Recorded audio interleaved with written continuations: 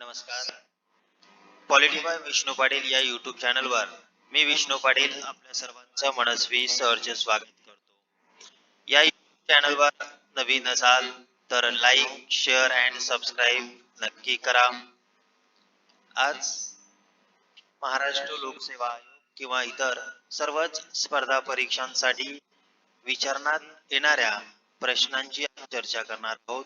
म्हणजेच घटना निर्मिती या प्रकरणावर कशा पद्धतीनं प्रश्न विचारले जाणार आहेत त्या संदर्भात आज आपण चर्चा करणार आहोत. 1934 मध्ये साम्यवादी चळवळीचे महत्वाचे नेते मानवेंद्रनाथ रॉय यांनी संविधान सभेची कल्पना सर्वप्रथम मांडलेली आपल्याला दिसून येते.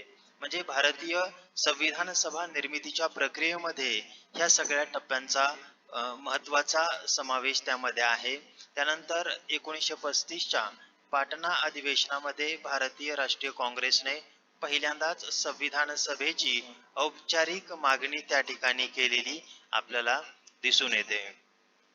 त्यानंतर 1940 मध्ये लॉर्ड लिनलिथगो यांनी ऑगस्ट ऑफरच्या माध्यमातून म्हणजेच ऑगस्ट ऑफर भारताची घटना मुख्यतः भारतीयांनी तयार करावी हे तत्व त्या ठिकाणी मान्य केलेलं आपल्याला दिसून येतं. त्यानंतर 1942च्या सर स्टॅफर्ड क्रिप्स यांनी भारताची घटना पूर्णतः भारतीयांनी तयार करावी हे तत्व त्या ठिकाणी मान्य केलेलं आहे. तर 1946 मध्ये कॅबिनेट मिशन प्लॅन नुसार संविधान सभेच्या निर्मितीची तरतूद त्या ठिकाणी करण्यात आल्याची आपल्याला दिसून येते. त्यानंतर जे कॅबिनेट मिशन निर्माण झालेलं होतं त्या कॅबिनेट मिशन मध्ये 3 सदस्य होते. त्यामध्ये पहिले सदस्य लॉर्ड पेथिक लॉरेन्स, त्यानंतर दुसरे सदस्य हे सर स्टॅफर्ड क्रिप्स हे होते, त्यानंतर एव्ही अलेक्झांडर. म्हणजे ह्या 3 सदस्यांचं मिळून कॅबिनेट मिशन त्या ठिकाणी तयार झालेलं होतं आणि ह्याच कॅबिनेट मिशननं भारताच्या संविधान सभेच्या निर्मितीची तरतूद केलेली होती.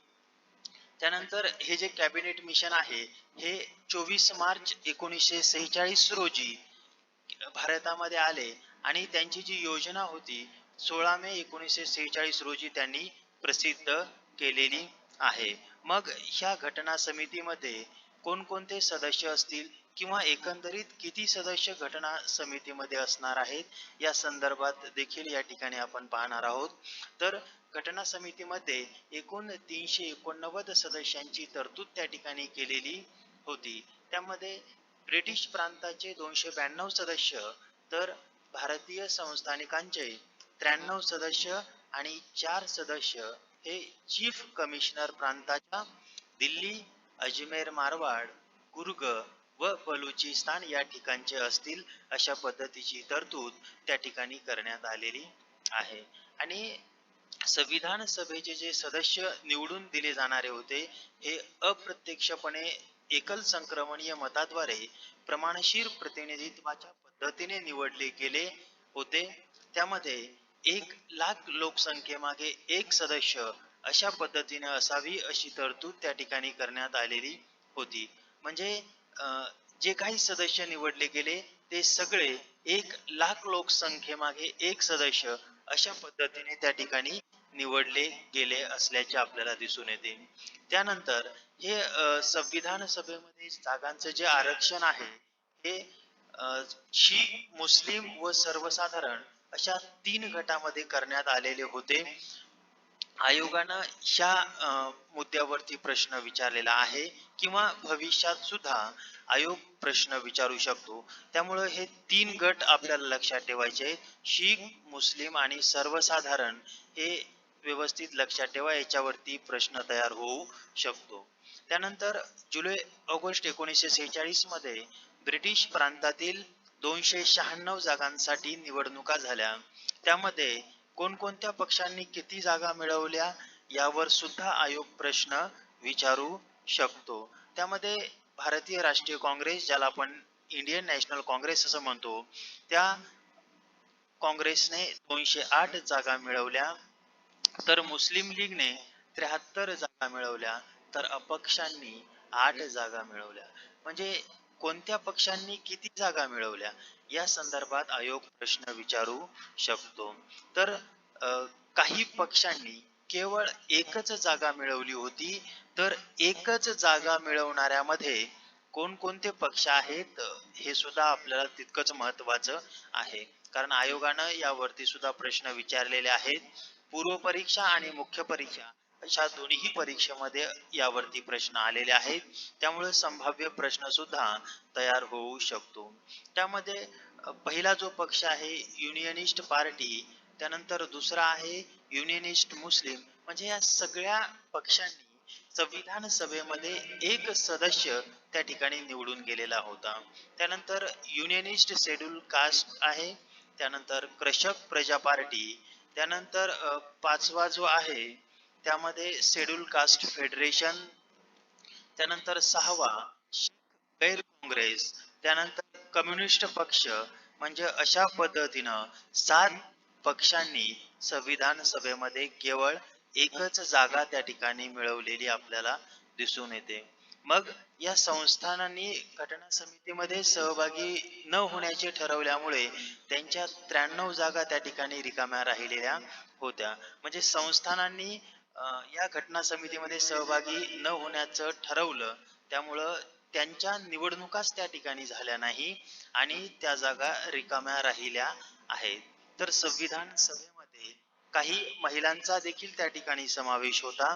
त्यामध्ये ह्या भागावरती प्रश्न निश्चितपणानं आयोग विचार अगोदरही विचारले आणि भविष्यातही प्रश्न विचारू शकतं. त्यामध्ये पहिले आहेत सरोजिनी नायडू, त्यानंतर हंसा मेहता, दुर्गाबाई देशमुख. आपल्याला बऱ्याच वेळेस वाटतं की दुर्गाबाई देशमुख हे यांनी म्हणजे महाराष्ट्राचं प्रतिनिधित्व करतात, म्हणजे तत्कालीन बॉम्बे प्रांताचं. पण तसं नसून हे मद्रास ह्या प्रांताचं प्रतिनिधित्व करत होत्या. कारण बऱ्याच वेळेस जर आयोगाला डीप जर प्रश्न विचारायचा असेल तर अशा पद्धतीनं प्रश्न विचारू शकतात की संविधान सभेतील दुर्गाबाई देशमुख हे खालीलपैकी कोणत्या प्रांताचे प्रतिनिधित्व करत होत्या. म्हणजे अशा पद्धतीने सुद्धा डीप प्रश्न तयार होऊ शकतो. त्यानंतर सुचेता कृपलानी यांनी देखील सदस्य म्हणून त्या ठिकाणी काम केलेलं आहे. त्यानंतर विजयालक्ष्मी पंडित, राजकुमारी अमृता कौर, रेणुका रे, लीला रॉय, बेगम अजीज रसूल, त्यानंतर कमला चौधरी, पूर्णिमा बॅनर्जी, दक्षियानी वेलायुद्ध, अम्मू स्वामीनाथन, एनी मास्करेन आणि मालती चौधरी. म्हणजे एकंदरीत या 15 महिलांनी भारतीय संविधान सभेत सदस्य म्हणून त्या ठिकाणी काम केलेलं आहे. तत्कालीन परिस्थितीमध्ये भारताचे जे महत्वाचे 2 व्यक्ती होते यांनी म्हणजेच महात्मा गांधी आणि मोहम्मद अली जिना हे नेते संविधान सभेमध्ये सहभागी झालेले नाहीत. म्हणजे तत्कालीन परिस्थितीमध्ये सर्व महत्वाचे नेते संविधान सभेत सहभागी झालेले होते, परंतु महात्मा गांधी आणि मोहम्मद अली जिना यांनी संविधान सभेमध्ये सहभागी झालेले नव्हते. यावरती सुद्धा आयोगाचा प्रश्न त्या ठिकाणी तयार होऊ शकतो. त्यानंतर संविधान सभेचे जे कामकाज आहे यावरती सुद्धा आयोगानं प्रश्न विचारलेला आहे. म्हणजे संविधान सभेचा जो मूलभूत गाभा आहे यावरती आयोग नेहमीच प्रश्न विचारत असतो, भविष्यातही प्रश्न विचारणार आहे. म्हणजे संविधान सभेची जी पहिली सभा होती ही 9 डिसेंबर 1946 रोजी संविधान सभेची पहिली बैठक त्या ठिकाणी पार पडली आणि या सभेमध्ये एकूण 207 सदस्य उपस्थित होते. तर या सभेमध्ये मुस्लिम लीगचे सदस्य उपस्थित नव्हते. आयोगानं जर पर्यायामध्ये विचारायचं असेल तर मग आयोग देऊ शकतो की मुस्लिम लीगचे सदस्य उपस्थित होते. त्यामुळं हे थोडं व्यवस्थित लक्षात ठेवा की मुस्लिम लीगचे सदस्य त्या ठिकाणी उपस्थित नव्हते. आणि 9 डिसेंबर 1946 ही तारीख महत्वाची आहे. आयोग वारंवार या तारखेवर प्रश्न विचारताना आपल्याला दिसतो. त्यानंतर 9 डिसेंबर 1946 रोजीच झालेल्या बैठकीमध्ये सच्चिदानंद सिन्हा यांची तात्पुरते अध्यक्ष म्हणून त्या ठिकाणी निवड करण्यात आलेली होती. त्यानंतर 11 डिसेंबर 1946 रोजी संविधान सभेची बैठक त्या ठिकाणी पार पडलेली होती आणि 11 डिसेंबर 1946 मध्ये झालेल्या बैठकीमध्ये संविधान सभेचे जे कायमस्वरूपी अध्यक्ष होते डॉक्टर राजेंद्र प्रसाद यांची निवड त्या ठिकाणी करण्यात आलेली आहे. म्हणजे सच्चिदानंद सिन्हा अगोदर 9 डिसेंबर 1946 रोजी कोणाची निवड केली आणि 11 डिसेंबर 1946 रोजी कोणाची निवड करण्यात केली. याच्यामध्ये कन्फ्युजन होऊ नका. 9 डिसेंबर सच्चिदानंद सिन्हा यांची तात्पुरते अध्यक्ष म्हणून निवड करण्यात आलेली होती. तर 11 डिसेंबर रोजी डॉक्टर राजेंद्र प्रसाद यांची संविधान सभेचे कायमस्वरूपी सदस्य म्हणून नेमणूक करण्यात आलेली होती. मग या बैठकीमध्ये उपाध्यक्ष म्हणून H.C. मुखर्जी आणि फेटी कृष्णमाचारी यांची सुद्धा त्या ठिकाणी नेमणूक करण्यात आल्याची आपल्याला दिसून येते. त्यासोबतच संविधान सभेचे जे कायदेशीर घटनात्मक सल्लागार आहेत ते सर B.N. राव यांची त्या ठिकाणी नेमणूक करण्यात आलेली आहे. यावरती आयोगानं वारंवार प्रश्न विचारलेले आहेत आणि भविष्यातही प्रश्न विचारले जाऊ शकतात. त्यानंतर हाही एक महत्वाचा पॉइंट्स आहे, यावरती आयोगानं नेहमी प्रश्न विचारलेले आहेत आणि हा IMP पॉइंट आहे. तर ह्याच्यामध्ये 13 डिसेंबर 1946 रोजी पंडित जवाहरलाल नेहरू यांनी संविधान सभेत उद्दिष्टांचा ठराव मांडला आणि तो 22 जानेवारी 1947 रोजी संविधान सभेने एकमताने संमत केला. बऱ्याच वेळेस एकमताने किंवा बहुमताने अशा पद्धतीचा देखील त्या ठिकाणी संभ्रम निर्माण केला जाऊ शकतो. या ठिकाणी 13 डिसेंबर 1946 आणि 22 जानेवारी 1947 ह्या 2 तारखा त्या ठिकाणी महत्वाच्या आहेत, ह्या व्यवस्थित लक्षात ठेवायच्या आहेत. त्यानंतर संविधान सभेमध्ये एकंदरीत कोणकोणत्या प्रांताचे किती प्रतिनिधित्व होते, त्यामध्ये सर्वाधिक सदस्य हे संयुक्त प्रांताचे होते. त्यामध्ये 55 सदस्य संयुक्त प्रांताचे होते. तर मद्रास प्रांताचे 49 सदस्य होते आणि बॉम्बे प्रांताचे 21 सदस्य संविधान सभेमध्ये होते. तर त्यामध्ये एक महत्वाचा पॉइंट आहे की 28 एप्रिल 1947 ला खालील 6 संस्थानिकांनी संविधान सभेमध्ये प्रवेश केला. बऱ्याच वेळेस हा प्रश्न विचारला जाऊ शकतो की खालीलपैकी कोणत्या संस्थानिकांनी 28 एप्रिल 1947 ला संविधान सभेत प्रवेश केलेला आहे. त्यामध्ये 1 नंबरला आहे बडोदा, त्यानंतर बिकानेर, जयपूर, पटियाला, रेवा आणि उदयपूर. अशा पद्धतीनं या 6 संस्थानिकांनी 28 एप्रिल 1947 रोजी संविधान सभेमध्ये प्रवेश केलेला आहे. त्यानंतर 18 जुलै 1947 ला भारतीय स्वतंत्र कायदा 1947 ला ब्रिटिश संसदेने मान्यता दिली. या कायद्याने भारत आणि पाकिस्तान हे 2 राष्ट्र त्या ठिकाणी निर्माण झाले आणि या दोन्ही राष्ट्रांनी आपापले घटना निर्माण करण्याचा अमर्याद अधिकार त्या ठिकाणी देण्यात आलेले आहेत. म्हणजेच 18 जुलै 1947 ला जो काही कायदा केलेला होता, भारतीय स्वातंत्र्य कायदा 1947, या कायद्यानं भारत आणि पाकिस्तान 2 राष्ट्र निर्माण होऊन त्यांना स्वतःची घटना निर्माण करण्याचा त्या ठिकाणी अधिकार मिळालेला आहे. तर भारतीय स्वातंत्र्य कायदा 1947 अन्वये संविधान सभेमध्ये 3 प्रमुख बदल करण्यात आलेले आहेत. या प्रमुख बदलावरती सुद्धा आयोगानं प्रश्न विचारलेले आहेत, किंबहुना भविष्यात देखील प्रश्न आपल्याला दिसू शकतात. त्यामध्ये पहिला जो बदल आहे तो संविधान सभेला पूर्ण सार्वभौम बनवण्यात आलेला आहे. म्हणजे संविधान कशा पद्धतीनं बनवायचं किंवा संविधानामध्ये कोणकोणत्या तरतुदी करायच्या या संदर्भातचं पूर्ण सार्वभौमत्व हे संविधान सभेला त्या ठिकाणी मिळालेलं होतं. त्यानंतर दुसरा जो बदल आहे तो संविधान सभेला कायदे मंडळाचा दर्जा त्या ठिकाणी दिलेला होता. म्हणजे कायदे मंडळाचा दर्जा म्हणजेच संविधान सभा स्वतंत्र देशासाठी कायदे सुद्धा त्या ठिकाणी करू शकत होती. ज्यावेळी संविधान सभा घटना निर्मितीचे काम करत असे त्यावेळी डॉक्टर राजेंद्र प्रसाद हे त्या ठिकाणी अध्यक्ष म्हणून काम करत होते. तर हीच संविधान सभा ज्यावेळेस कायदे करण्याचं काम करत असे त्यावेळेस जी व्ही मावळणकर हे त्या ठिकाणी अध्यक्ष म्हणून काम करत असत. याच्यामध्ये सुद्धा कन्फ्युजन होऊ नका. आयोग संभ्रम त्या ठिकाणी निर्माण करू शकतो की घटना निर्मितीचं काम करत असताना त्या ठिकाणी त्या पीठाचे अध्यक्ष कोण होते किंवा कायदे निर्माण करण्याचे काम करत असताना त्या सभेचे किंवा त्या पीठाचे अध्यक्ष कोण होते. तर याच्यामध्ये कन्फ्युजन होऊ नका. त्यानंतर 26 नोव्हेंबर 1949 पर्यंत संविधान सभेची कामं चाललेली आहेत आणि याच संविधान सभेने 26 जानेवारी 1950 ते मार्च 1952 पर्यंत तात्पुरती संसद म्हणून कार्य केलेलं आहे. यामध्ये त्या स्वातंत्र्याच्या कायद्यामुळं तिसरा जो महत्वाचा बदल झालेला आहे की पाकिस्तान वेगळं झालं आणि त्यामुळं मुस्लिम लीगचे सदस्य हे संविधान सभेतून बाहेर पडले. म्हणजे संविधान सभेची जी एकूण सदस्य जे होती ती 389.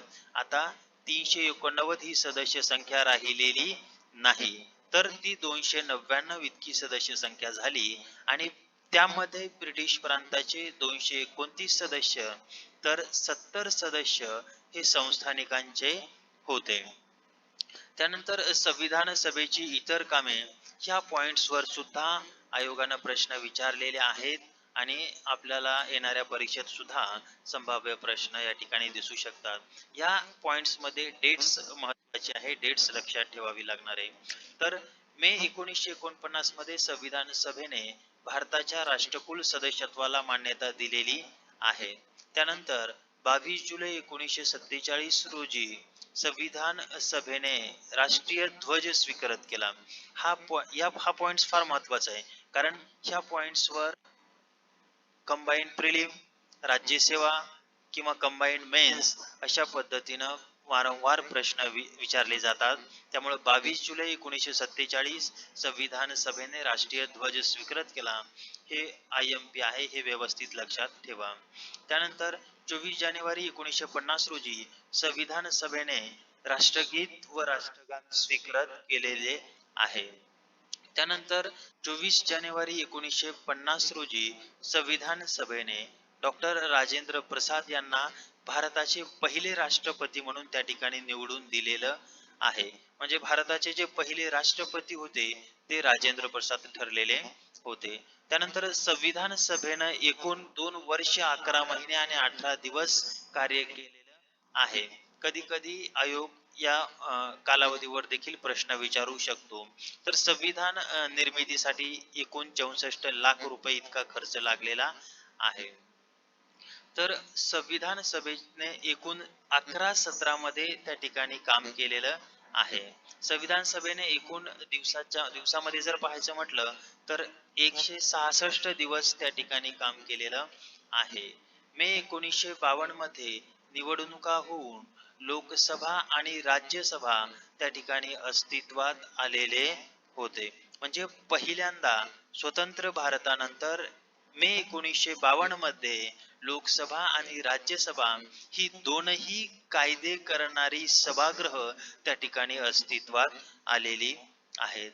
मग ह्या संविधान सभेच्या काही समित्या होत्या आणि या समितीच्या माध्यमातून संविधान निर्मितीची प्रक्रिया पुढे संपूर्ण झालेली असल्याचे आपल्याला दिसून येते. आणि या संविधान सभेच्या समित्यामध्ये प्रमुख 8 समित्या आहेत. आयोग या समित्या आणि त्या समित्याचे अध्यक्ष अशा पद्धतीने जोड्या लावा सुद्धा प्रश्न विचारत आहे. मग प्रिलिम मेन्स ह्या दोन्ही परीक्षेमध्ये जोड्या लावा म्हणून प्रश्न आलेले आहेत. बऱ्याच वेळेस गट ब आणि गट क मध्ये स्ट्रेट लाईन असं म्हणजे एका लाईन मध्ये प्रश्न विचारला जाऊ शकतो की संघराज्य अधिकार समितीचे अध्यक्ष खालीलपैकी कोण आहेत. किंवा मसुदा समितीचे अध्यक्ष खालीलपैकी कोण आहेत? किंवा मूलभूत हक्क व अल्पसंख्याक आणि आदिवासी व अंतर्भूत न केलेली क्षेत्रे विषयक सल्लागार समितीचे अध्यक्ष कोण आहेत? म्हणजे असं स्ट्रेट फॉरवर्ड सुद्धा त्या ठिकाणी प्रश्न विचारला जाऊ शकतो. तर याच्यामध्ये महत्वाचे समित्या आहेत. संघराज्य अधिकार समिती, या समितीचे अध्यक्ष जवाहरलाल नेहरू आहेत. त्यानंतर संघराज्य घटना समिती, या समितीचे अध्यक्ष सुद्धा जवाहरलाल नेहरूच आहेत. त्यानंतर राज्यांशी वाटाघाटीसाठीची जी समिती आहे, या समितीचे अध्यक्ष सुद्धा जवाहरलाल नेहरूच आहेत. म्हणजे 3 समित्याचे अध्यक्ष हे जवाहरलाल नेहरू आहेत. त्यामध्ये संघराज्य अधिकार समिती, संघराज्य घटना समिती आणि राज्यांशी वाटाघाटीची समिती. त्यानंतर मसुदा समिती, या समितीचे अध्यक्ष डॉक्टर बी.आर. आंबेडकर हे आहेत.